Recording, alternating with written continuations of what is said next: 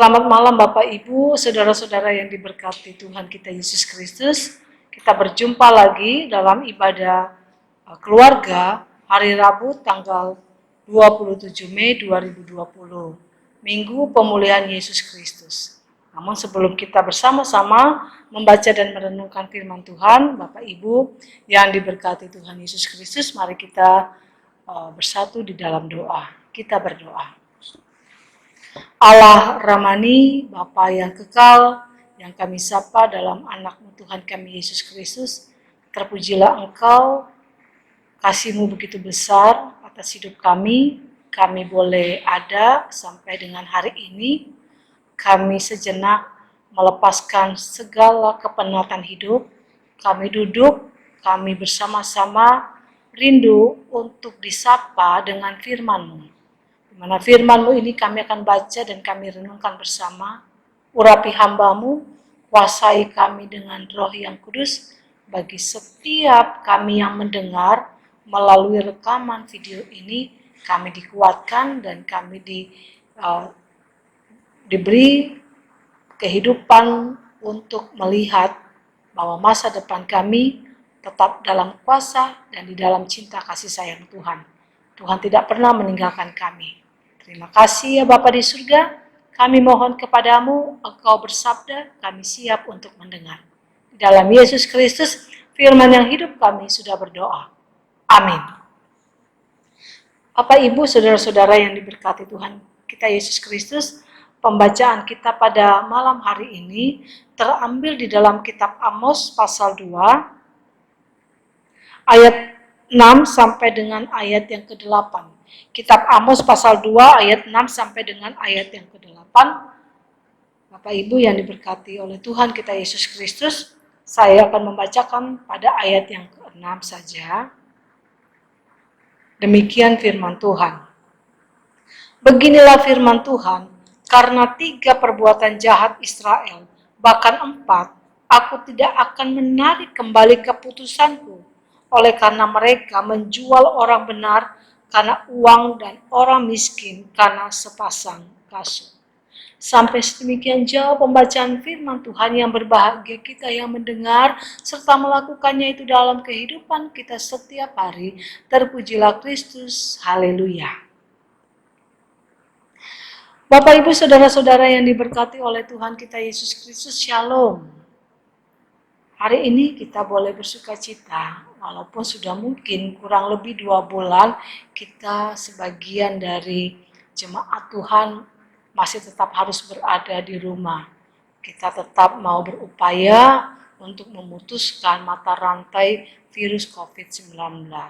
Ada jenuhnya, tapi ada semangatnya supaya kita tetap menjaga kesehatan, kita menerima pemulihan, dan kita menghindari sakit penyakit akibat dari virus COVID-19 ini. Nah Bapak Ibu, saudara-saudara yang diberkati oleh Tuhan kita Yesus Kristus, khususnya bagi setiap kita yang menyaksikan rekaman ini, saya mau katakan bahwa di kota Samarinda ini, di hari Lebaran pertama sampai dengan hari yang kedua ini, kami sedang mengalami musibah banjir. Jadi ada beberapa kota-kota atau daerah-daerah tertentu di mana ada jemaat kami yang tinggal, rumah mereka kemasukan air, banjir melanda, dan untuk sementara mungkin ada dari beberapa jemaat yang harus mengungsi dan dievakuasi oleh para relawan. Tapi biarlah tetap kita melihat ada hikmat di balik semua peristiwa yang kita boleh rasakan sampai dengan hari ini. Saya mengatakan kepada Bapak Ibu Saudara sekalian, kita tetap berpegang pada firman Tuhan sebagaimana itu yang dikatakan oleh Rasul Paulus. Rasul Paulus katakan, mengucap syukurlah dalam segala hal. Sekali lagi kukatakan kepadamu, mengucap syukurlah dalam segala hal. Rancangan Tuhan bagi kehidupan kita bukanlah rancangan mendatangkan kecelakaan, tetapi mendatangkan damai sejahtera. Yang penting kita sehat iman, kita punya pikiran yang positif, tetap melihat bahwa karya-karya tangan Tuhan itu sungguh amat sangat luar biasa di sepanjang hidup. Bagi kita yang menjalani, bagi kita yang boleh sampai dengan hari ini merasakan bagaimana penyertaan Tuhan. Nah, Bapak Ibu yang diberkati oleh Tuhan kita Yesus Kristus, kita kembali lagi pada topik bacaan kita pada malam hari ini, khususnya di dalam kitab Amos pasal 2 ayat 6 sampai dengan ayat yang ke-8. Tapi saya sebelum mengupas renungan firman Tuhan di malam ini, saya ingin mau mencoba membawa saudara, Bapak Ibu Saudara sekalian di dalam pembacaan kitab Keluaran. Kitab Keluaran pasal 20 ayat 1 sampai dengan ayat yang ke-17. Kita masih ingat tentunya di mana kitab ini berisi tentang 10 hukum Taurat Tuhan. Artinya 10 hukum Taurat Tuhan itu memperkenalkan kita sebagai manusia dengan Allah, lalu bagaimana relasi itu tetap terus berlangsung dalam penghayatan kita dengan Tuhan yang begitu baik, lalu tentunya itu dapat direfleksikan dalam kehidupan kita sehari-hari bersama-sama dengan orang-orang di sekitar kita. Jadi memang hukum Taurat Tuhan itu terbagi menjadi dua bagian, hubungan atau relasi kita dengan Tuhan yang baik, tentu itu juga harus ada refleksinya, aktualisasinya dalam kehidupan kita bersama dengan orang lain, itu tentu juga harus baik. Nah, saya ingin mau mengangkat tentang peraturan yang Allah berikan kepada Musa. Musa yang menyampaikan kepada bangsa Israel bahwa 10 hukum Taurat ini gambaran untuk ketika bangsa Israel akan memasuki tanah Kanaan, agar 10 hukum Taurat ini dipegang teguh. Mereka harus taat pada 10 hukum Taurat itu sebagai pedoman hidup mereka. Mereka berbeda dengan bangsa-bangsa lain yang nantinya akan tinggal bersama-sama dengan mereka setelah ketika mereka berada di tanah Kanaan. Mereka berbeda. Mereka harus memperkenalkan Allah yang mereka sembah, Allah yang mereka puja dan puji itu adalah Allah yang hidup, Allah yang telah menyatakan kuasanya, Allah yang telah menuntun hidup mereka. Dan karena itu dengan adanya peraturan 10 hukum ini, maka mereka menjadi bangsa yang luar biasa, menjadi bangsa yang kudus, bangsa yang diberkati, bangsa yang berbeda sekali dengan bangsa atau ilah-ilah lain. Nah, bacaan ini kita kembali lagi pada bacaan kitab Amos pasal 2 ayat 6 sampai dengan ayat yang ke-8, di mana apa yang disampaikan oleh Amos tentang peraturan hukum Allah, ternyata peraturan hukum Allah ini telah disalahgunakan oleh orang-orang Israel, bangsa Israel. Mereka mengindahkan, mereka meniadakan, mereka menduakan Allah, mereka berpaling kepada Allah, mereka telah menempati hidup ritual, hidup spiritual dalam kehidupan mereka itu bersama dengan Allah atau ilah-ilah lain. Mereka menyembah kepada dewa-dewa bangsa-bangsa di sekitar mereka. Tentu itu kita bisa baca pada kitab Amos pasal 2 ayat yang keempat. Ayat yang keempat-C. Saya akan bacakan di ayat yang keempat-C, di mana dikatakan tetapi disesatkan oleh dewa-dewa kebohongannya. Jadi Israel telah menyimpang hidup mereka dalam ketidaksetiaan dan ketidaktaatan mereka kepada Allah. Mereka telah mengikuti pada dewa-dewa kebohongan. Mereka telah menyembah kepada ilah-ilah lain. Kemudian di ayat yang ke-6 dikatakan bahwa perbuatan mereka ini adalah perbuatan kejahatan. Perbuatan kejahatan yang sudah tidak bisa dikompromikan lagi. Perbuatan yang ternyata dikatakan dalam ayat yang ke-6, 3 perbuatan jahat Israel. Kalau kita bicara kejahatan, perbuatan Israel ini sama dengan kata durhaka. Kata durhaka itu berarti orang yang najis, orang yang berdosa, orang yang telah menyimpang pada ketetapan dan keputusan Allah.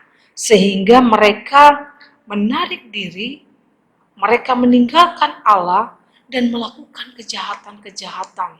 Memang kemudian dikatakan di ayat yang ke-6 ini, mereka melakukan kejahatan dengan menjual orang benar karena uang. Mereka lakukan perbuatan itu, menjual orang benar karena uang. Begitu pula menukar orang miskin dengan sepasang kasut. Kepala orang lemah diinjak di dalam debu dan membelokkan jalan orang sengsara. Dengan kata lain, penindasan dengan menipu dan memeras sesama terjadi dalam masyarakat. Jadi dosa yang kecil, dosa perbuatan yang hina, dosa yang telah merasuki seluruh aspek kehidupan mereka. Seluruh kehidupan jiwa tubuh mereka telah ditukar dengan perbuatan-perbuatan keji. Nah, Bapak Ibu, saudara-saudara yang Tuhan Yesus kasihi, dikatakan dalam bacaan Sabda Bina Umat, di pagi hari dikatakan menolak Taurat berarti menolak hidup teratur. Berarti ketika bangsa Israel telah melakukan penyimpangan hidup, melakukan penyimpangan hidup dengan ketaatan atau ketetapan-ketetapan Allah, berarti mereka menolak untuk hidup teratur. Saya tidak bisa membayangkan apabila kehidupan kita ini tidak ada peraturan. Saya tidak bisa membayangkan jika hidup dunia ini tidak pada ketetapan atau keteraturan-keteraturan yang mengajak kepada kita untuk punya kesepahaman yang sama. Untuk kita bersama-sama mencari mana yang terbaik. Dan karena itu, adanya peraturan, adanya ketetapan Allah, adanya hukum Taurat yang Allah tuangkan, yang Allah sampaikan kepada bangsa Israel, ini adalah satu hukuman yang lebih menuju kepada suatu perintah atau instruksi Allah. Dipertahankan hukum Taurat itu. Harus diperjuangkan. Lakukan itu dalam ketaatan, dalam kesetiaan, dalam tanggung jawab yang besar. Kenapa? Di situ akan nampak kehadiran Allah, berkat Tuhan mengalir dalam kehidupan Israel. Namun bila mereka menolak peraturan ini, maka tentunya akan terjadi hukuman. Ya, saya mau katakan kepada Bapak, Ibu, Saudara sekalian, ada peribahasa yang mengatakan tabur tuai. Jadi kalau kita melakukan kebaikan, kita akan menerima hasil kebaikan itu. Tapi kalau kita menabur kejahatan, maka hasil tuaiannya itu pun kita akan terima dengan kejahatan. Orang yang melakukan kejahatan, hidupnya tidak tenang. Orang yang menyimpang pada kehendak Allah, hidupnya tidak akan pernah aman. Kenapa? Karena dia telah dihantui dengan perbuatan kejahatannya. Dia tidak akan pernah tenang. Kalau dia tidak tenang, berarti dia menolak kehadiran Allah. Kalau dia nyatakan untuk menolak kehadiran Allah, berarti dia sudah dapat wujud nyatakan ketika dia menolak hukum atau ketetapan dan keputusan Allah. Sehingga secara tegas mau dikatakan pada ayat yang ke-6, firman Tuhan katakan bahwa 3 perbuatan jahat Israel, bahkan 4, aku tidak akan menarik kembali keputusanku. Keputusan Allah, kedaulatan Allah, otoritas Allah tidak akan bisa dirubah. Allah menyatakan hukuman bagi bangsa Israel. Nah, Bapak Ibu, saudara-saudara yang Tuhan Yesus kasihi, bagaimana dengan kita saat ini? Apakah kita sudah menjalani aturan-aturan hukum kasih sebagaimana itu sudah selalu kita dengar, kita dengar, lalu kemudian kita ucapkan, lalu kita baca. Salah satu contoh dengan adanya 10 hukum Taurat Tuhan. Apakah kita sudah memberlakukan itu? Saya mau katakan sulit. Jujur, kesulitan itu disebabkan karena kedagingan kita. Sulit karena kita masih penuh dengan dosa. Sulit karena kita sadar atas kelemahan kita. Tapi tentu kita ingat bagaimana kasih Allah atas dunia ini. Kasih Allah dalam pemulihannya. Kasih Allah yang tidak menghitung dosa-dosa kita lagi. Sehingga saya mau katakan bisa atau tidak bisa, tetap kita harus berupaya. Berupaya semaksimal mungkin dengan segala kemampuan kita. Karena di situ berarti ada niat kita untuk melakukan perubahan. Perubahan mendatangkan kebaikan, perubahan dalam pemulihan diri kita, perubahan untuk kita menerima kembali anugerah, berkat, dan penyertaan Tuhan. Bagaimana sekarang pertanyaannya dengan situasi yang kita hadapi sampai dengan hari ini? Di mana dunia sedang bergumul, bagaimana kita dapat menyelesaikan persoalan pandemi COVID-19 atau Corona. Segala upaya yang kita lakukan, itu sudah kita jalankan semaksimal mungkin. Baik pemerintah yang terkait di dalamnya untuk menyelamatkan Indonesia, bangsa Indonesia, para tim medis kesehatan, dan belum lagi dengan adanya peraturan-peraturan yang sudah disampaikan oleh pemerintah untuk kita menjaga kesehatan. Salah satunya dengan cara mencuci tangan, menjaga jarak, menggunakan masker, dan lain sebagainya. Kalau kita melakukannya itu dalam sukacita, bila itu kita lakukan dalam kesabaran, bila kita lakukan itu dalam ketaatan, di situ pemulihan itu terjadi. Saya mau katakan kepada Bapak, Ibu, Saudara sekalian, bahwa apa yang sekarang kita alami, janganlah kita memandang bahwa ini adalah hukuman Allah. Tapi kita belajar untuk lebih merefleksikan hidup kita. Kita belajar untuk semakin hari dekat dengan Tuhan. Dari peristiwa ini, kita dihantar untuk percaya bahwa kasih Tuhan begitu besar. Apa yang Tuhan rancangkan bagi hidup kita bukanlah rancangan yang mendatangkan kecelakaan, tetapi mendatangkan kebaikan dan damai sejahtera. Biarlah pada malam hari ini Bapak Ibu, saudara-saudara yang Tuhan Yesus kasihi, kita tidak lagi menolak Taurat. Kita tidak lagi menolak pada keputusan dan ketetapan Allah, tetapi kita mau menjalani dalam pertolongan dan kekuatan Tuhan. Sehingga situasi yang terburuk sekalipun, maka di dalamnya kita berdoa, di dalamnya kita merenungkan firman Tuhan, dan di dalamnya kita belajar untuk semakin sabar setia, dan bertanggung jawab di dalam menjalani hidup. Lakukan itu dalam perjalanan hidup kita. Tuhan Yesus memberkati firman-Nya. Amin.